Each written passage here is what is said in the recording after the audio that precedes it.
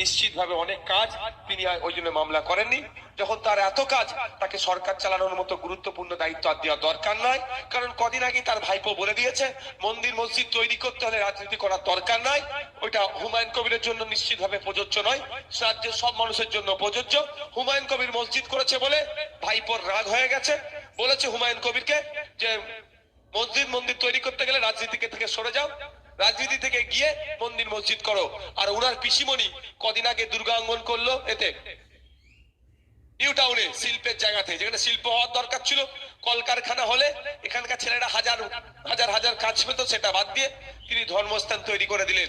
তাহলে তিনার ভাইপোর কথা অনুযায়ী মমতা ব্যানার্জিকে এবার তাহলে রাজনীতি থেকে অবসর নিতে হবে। ভাই কি গো, তার ভাইপোই তো বলছে কোথায় যাবে,